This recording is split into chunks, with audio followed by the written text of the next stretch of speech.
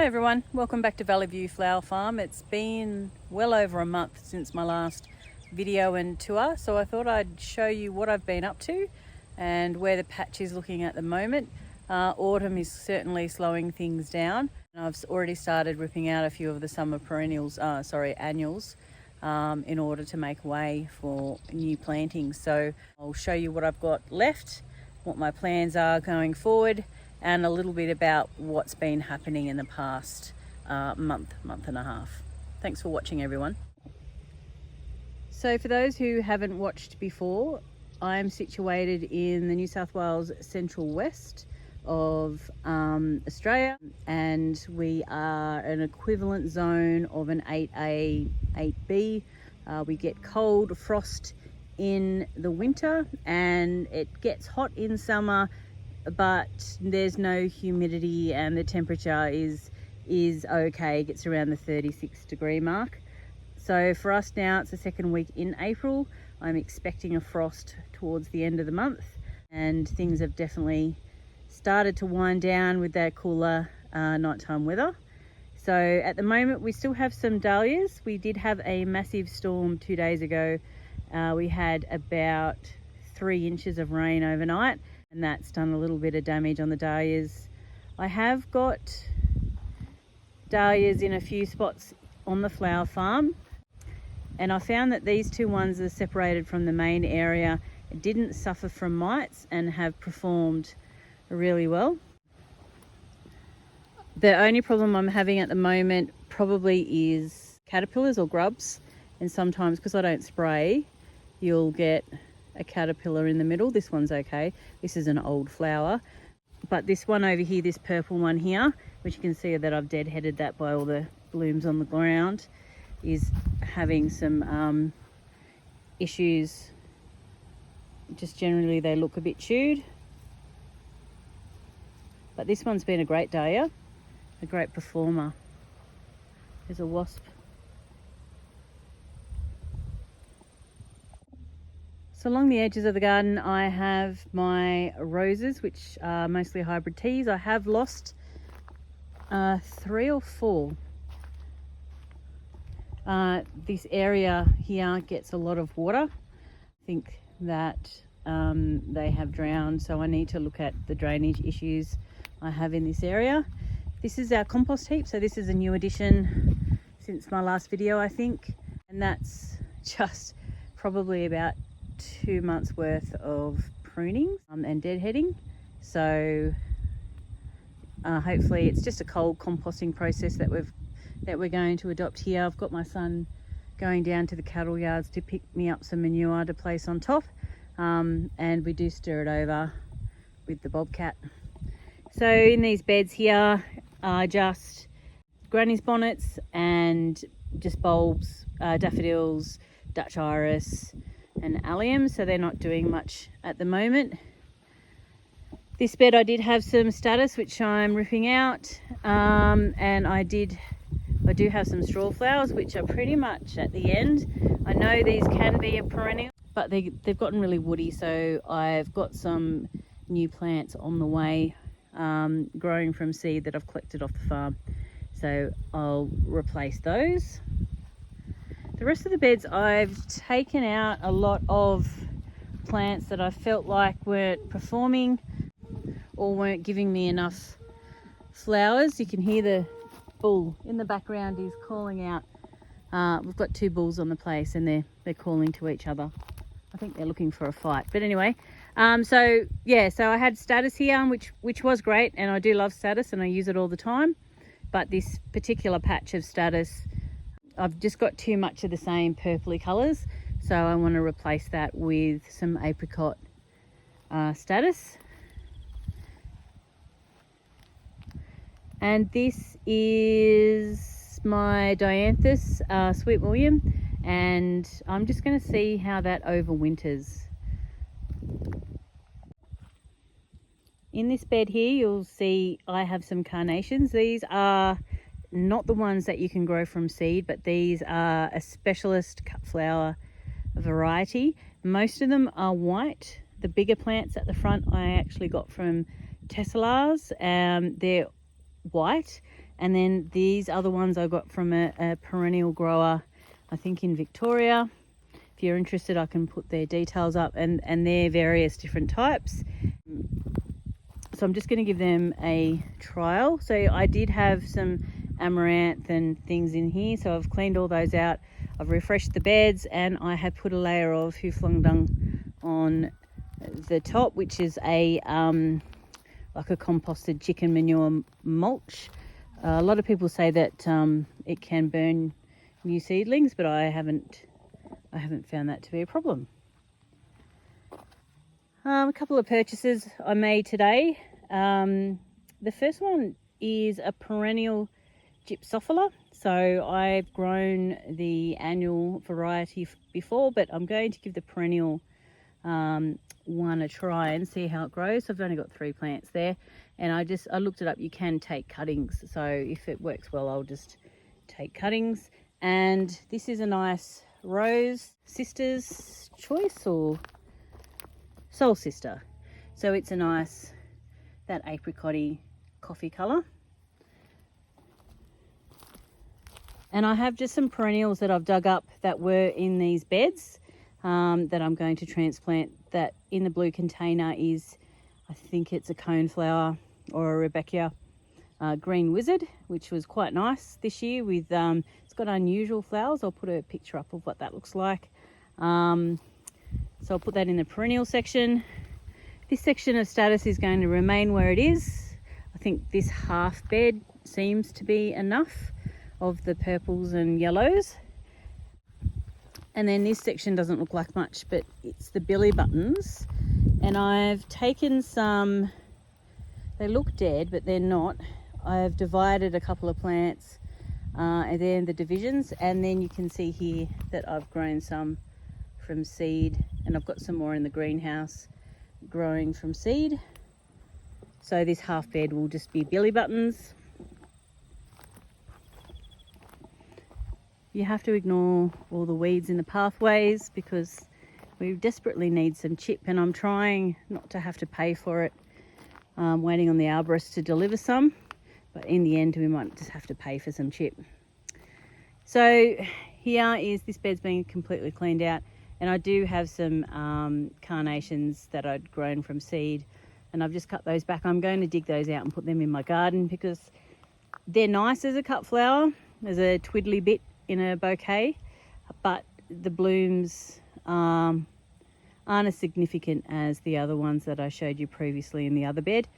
So I'm just going to enjoy those in my garden. The lupins are going. They're beautiful flowers, but I can't seem to get them to hold for long enough in an arrangement. They give me about 4 days before they flop. So I'm going to dig them out in winter and put them in my garden. This is a tiny patch of Shasta daisy. It's the double Shasta, and I really like it. It doesn't have super long stems, but I'm always looking for white flowers, and this is a good one. I used it recently in a bridal bouquet, and I'll put some photos up of those. And it just, the bride wanted coral colours or to go with her dress, and I just found the white lifted the bouquet. I do use this from time to time, not all the time. That's why I've just got a little spot there. These are some late zinnias that I may or may not use.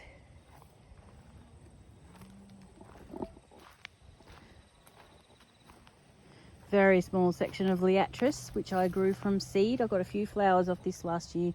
Really liked liatris, so I have more growing in the greenhouse, more seeds growing, and quite surprised. This is just in one season, the growth. So, and I've dug a couple up, and you can see the corms have developed quite well. So growing them from seed is quite easy, and it's a lot more efficient than buying the actual bulbs, which are hard to come by. This is just a bed of feverfew, just a few different types in here. I never had enough feverfew last year, so I'm just going to have a few pockets of feverfew, and I've got more growing to add over into the perennial garden. The roses are still going strong, and I did use quite a few in that wedding bouquet that I referred to. A fair bit of this ashram, which is no doubt is my absolute favourite. I think I've mentioned that before. But I also used a bit of peace, which is this one here, and some blue moon, and I think Camp David, which is this red one at the end. But they're all starting to slow down now. I did put a new little garden area in the corner where this fence stay is, because it's a bit of an unused area, and I've got some different types of irises, bearded irises. So I'm looking forward to seeing those flower come November.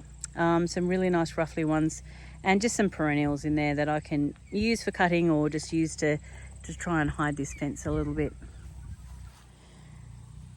Peonies doing their thing, which is not much at the moment. They have got eyes on them, so they're all viable, which is good. I was a little bit worried about them. They do get a lot of hot western sun in the afternoon during summer, but they seem to have coped well in that position. So everything's looking a bit scraggly and daggy at the moment, and I'm actually not cutting zinnias. I need to pull this section out. Really I'm only cutting the dahlias, and I'm about to start cutting the chrysanthemums. I do also have some protea that I'm using and some native plants that I have in my own garden, which I'm making and using in bouquets. I still pick a little bit of status where it's viable, but the rest really needs to either be removed or cut back.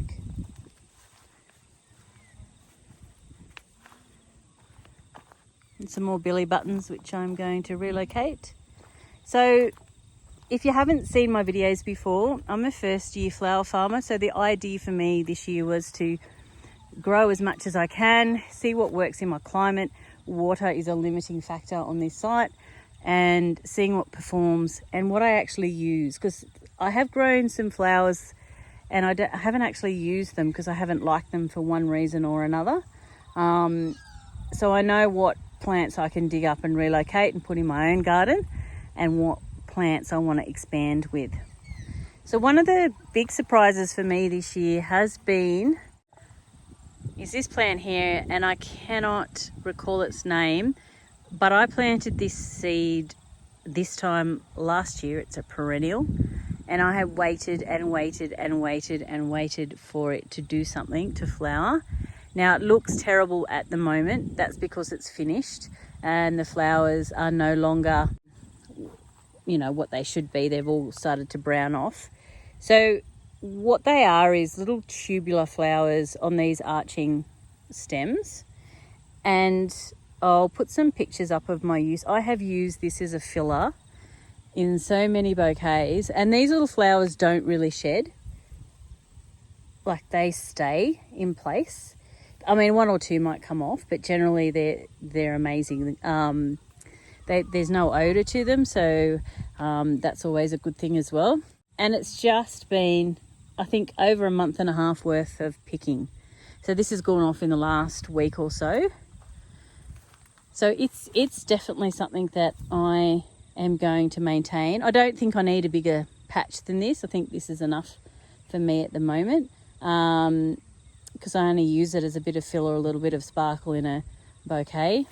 But it's definitely worth growing. So I'm going to cut that down probably next weekend and see how it does over winter. But yeah, very impressed. This bed here is just a mishmash of things that I need to dig out. There are some peonies here which I have been relocating. I don't know why I decided to grow so many things in between the peonies, but that's just what happened. So I've got a dedicated bed, and there's a new bed going along here which will be peonies growing in it as well. So I will just have peonies in the bed by themselves. I could do ranunculus between them. I could do daffodils. I'll just see. I did plant some perennials in between them this spring, and that was a bit of a failure. It had poppies and other things, but really they need their own space. This bed is a mishmash of perennials. Some of them I have used and some of them I haven't. Again, the carnations, although they look quite good and are going to flower, I probably won't end up using them, and I will cut them back once we get a frost and transplant them. This is a Rebecca, and I have used this quite a bit in bouquets. It's sort of getting a bit tired now, and I definitely are going to plant more of this. I think it's just the Sahara seed. It's been absolutely amazing.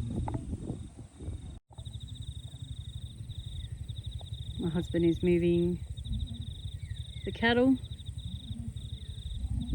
They're the yards, so you're going to hear some commotion in the background of my video.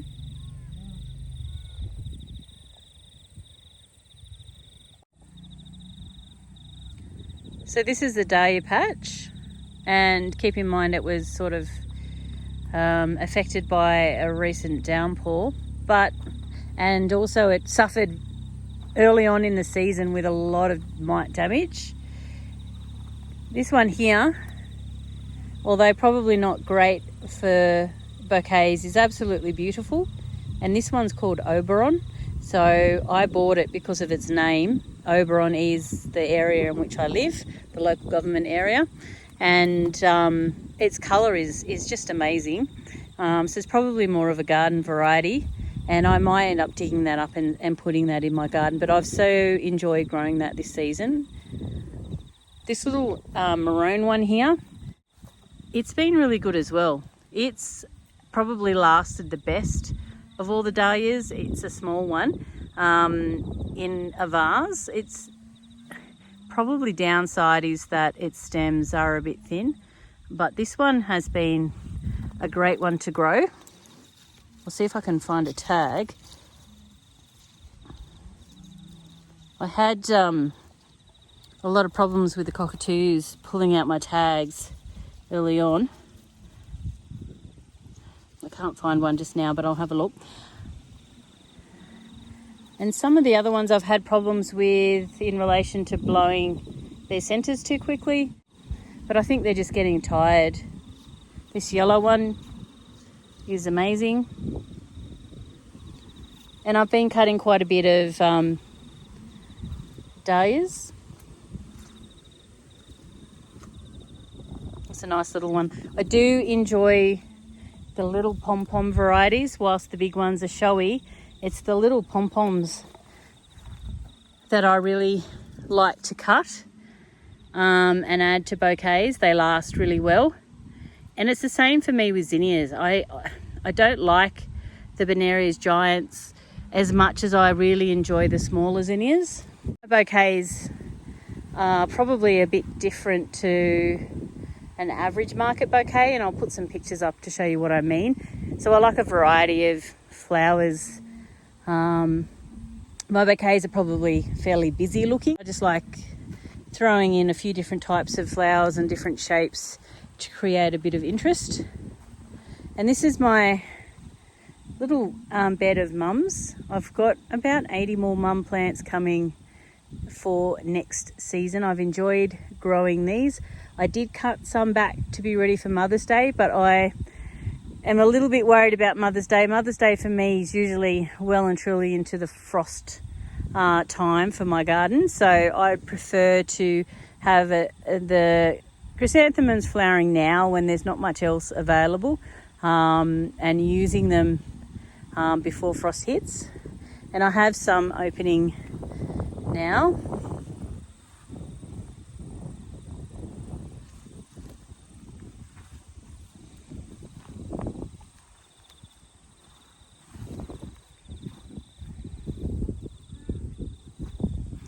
This purple variety is actually a variety you could disbud and they would be amazing.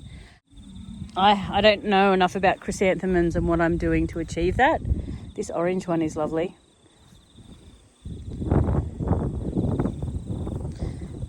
And then we have a new bed here. I do have some plugs coming at the end of the month, beginning of next month. So that'll be planted up with some of my plugs. And then there's another big bed which goes all the way across the back. And another bed going along all the way along here. And then that'll be it for the time being. And I'll see how... I just need to be more efficient in my planting. I need to take out a lot of plants that I'm not using, which is what my plan is over the next few months, and put plants together so they make more sense. I've planted bits and pieces in different beds, and whilst that works well in relation to keeping the buds away, it's probably not the most efficient way to plant. I'm just going to show you this bit here, because this bit here, this really big weedy mess, is a good example of why I grow in raised beds. I work full time, 5 days a week, and the flower farming thing for me is a side hustle, so I don't have a lot of time. And I knew that when I started, hence the raised beds, but I also had some bulbs and I had nowhere to put them. So I put them here, and this area is for a future gazebo picnic table area. But for the moment, I just put the bulbs in here, and I did prepare the soil well, mulched. I have weeded this area a few times, but this used to be a paddock. So there's a lot of seeds in the soil, weed seeds. So this is, to me, evidence that I need to grow in raised beds, because I'm time poor. I don't have the time to continuously weed, and I have found that the raised beds have been amazing as far as weeds are concerned. I have very, very little weeds. I do mulch well. I use mushroom compost initially when making the beds, and I would use probably, 3 to 4 inches of mushroom compost on top of the natural soil. And throughout the year, I do remulch with other material. Hooflung dung is my favourite, but that gets a little expensive because they're $30 for that bale over there, and it probably does maybe a quarter to a half of a bed, so that's expensive. But the idea is, of course, to use the compost eventually. I do have another compost bin in my vegetable garden, and we use the compost out of that fairly often. And I also have extensive worm composting systems that I use, but in bulk, I think this is my best chance. So in this section, again, it is still a mishmash, and I'm sort of waiting till frost hits before I go to town on pulling things out and consolidating plants together. These are some dahlias that I grew from seed. I may not see the flowers from all of these. I think they're a cactus mix. Not really that impressed with the flowers. I'll probably pull out the ones I don't like and discard them, or maybe save the bulbs and see what they look like for next year. And some more status, which I'll probably keep, that little section. As you can see from the mount that's gone brown, I don't pick it all, which tells me I have way too much. But it's such a valuable flower. It just flowers from spring till frost, and you cannot, and it just, I cut it back and it comes back, and I cut it back and it comes back. You can't argue with that. It's really a workhorse.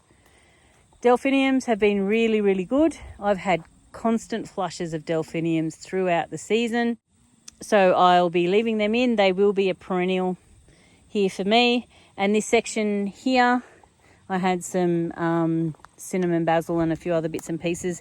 That's all going to be filled with delphiniums. I've got them everywhere in the garden, so I'm going to consolidate them together. All these perennials need to come out. This is a Walter Funk Achillea. It's been great, so I'm going to keep that, but I'm going to shift it over to the perennial section. Delphiniums need to come out, and the GMs, really nice, but I don't use them. And I found this orange one flops in the vase. I can't keep the stems turgid, so I will put that in my garden.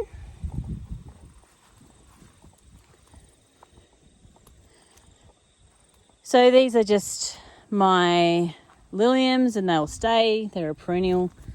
I just make sure I leave enough foliage on the liliums to make sure that they can come back next year. So they'll just stay in that bed. I probably don't need the netting, but I'll leave it there. Sometimes I find in the garden the flowers get so big after a few years that they topple. So I'm not sure whether that's because I don't divide them, but we'll see how that goes.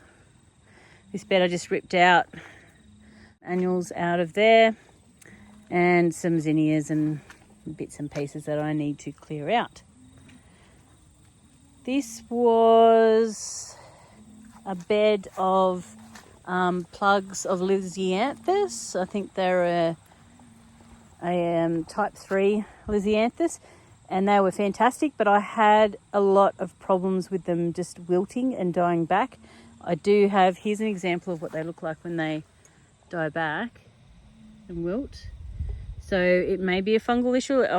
I was thinking at first I wasn't watering them enough, but I'm not so sure that that's the case. I do hand water, so I've got some product to use to try and see whether that makes a difference. I'm going to leave these in and see what they do. I've got some more plugs coming for some early types of Lisianthus, and I've got some more plugs coming for the 3 and 4s for later in the season. So this bed here, it's got some amaranth and some zinnias. I really like this Hot Biscuits amaranth. We'll definitely grow this one again. Other ones I weren't that impressed with. I think it was velvet curtains. So I will save some seed from that. But this bed is essentially going to be a bed of chrysanthemums, and here are some ones that I have purchased this season, so they won't do much this year. And then I have about 80 different plants coming later in the season to plant into this bed. These have been the zinnias, which have been great, really pretty. I like this size flower. A little bit of cotton, because why not? And I had some seeds someone gave me, so I decided to grow that, and they do have such a pretty flower. Not that I use it in arrangements, I just thought maybe I might see it come to seed, but we might get a frost before that happens, but it was fun growing it anyway.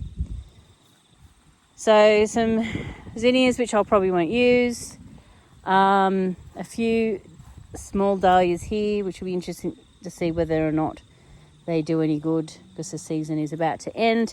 But like I said, this will all be chrysanthemums, and these are chrysanthemums here that I have taken cuttings from, and when these zinnias are finished, I'll rip these out, and this bed will be all chrysanthemums as well.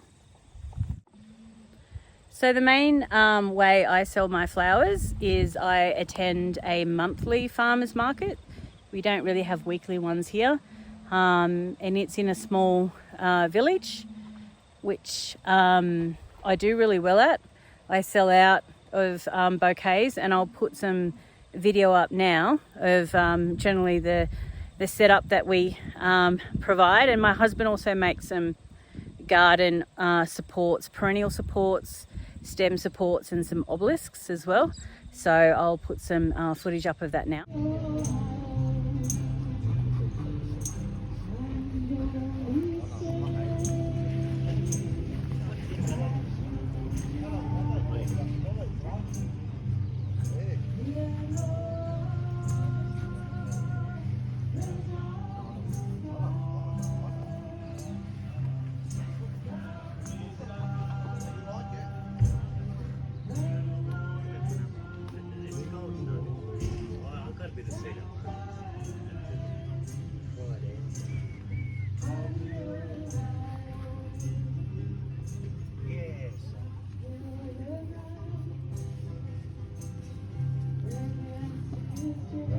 Ways I sell flowers, I sell at a local cafe. I just have them there over the weekend, Friday, Saturday, Sunday, and I do that on consignment. So that seems to work. Really well. And often people who want bouquets might try and contact me late in the evening, and then I can say, well, you know, there's some down at the cafe if they want to pick them up on the way to wherever they're going, if I'm busy with things with the kids or at a market. And I've just been doing local orders, and of course I mentioned the wedding. That was my first one, so that was pretty exciting. I've got a section of garden I'll show you now, which is with the proteas and some natives. I hope you can hear me out here. It's pretty windy now. Wind always seems to pick up in the afternoon. But along the fence line is my native and protea patch. So it's mainly leucadendrums and proteas. And we have some waxflower and different bits and pieces as well. There's a couple of woolly bushes in there, which are Australian natives. And if you've watched any of my previous videos, I have struggled with this section. My husband let the sheep in, I think, about 3 times, and they went straight to the proteas to eat them off. And then I had cows hanging their heads over the fence to eat the tops of the plants off. My husband is going to replace this fence or put some extra wire along this fence so that doesn't happen again. But actually some of them bounce back, so that wasn't so devastating. But they're coming along and they look really good at the moment. So this space here is a little bit awkward. I obviously need to maintain a bit of space so we can get some vehicle access through that gate. But I also don't want to have to mow this too much. So I've got 24 proteas, leucadendrums, a few different things coming in a few months' time. So I'm going to sort of spread this garden out a little bit and add more into this section. There is, like I said before, another bed going along here. So that hopefully will also give me a little bit of a sun, because that's the western elevation, and a bit of wind protection as well. But this bit up here, and it is a bit messy, I'm sorry, because the mower is broken, and I didn't design it wide enough to get the ride-on in. So, but this is my perennial area, and it's pretty much a mishmash of things that I don't want to put in my raised beds. Also, I've got some more roses, and I've got some more peonies, different types of peonies. I've got my eucalyptus that I use for cutting, and saltbush growing up along the edge here that I'm using to disguise this fence and this shed. It looks terrible at the moment. I'll give it a clean up and I'll give you a proper tour through here. I just wanted to show you quickly what's happening here. This is lucerne hay. This is what I use for mulch. I've got some natives in this section here that are still going well, all grown from tube stock. I'll give you a tour on that when they get a little bit taller, so they're easier to see on camera. And some more leucadendrons, and I think this one is a king protea. I'm not quite sure. And it's got its first bud.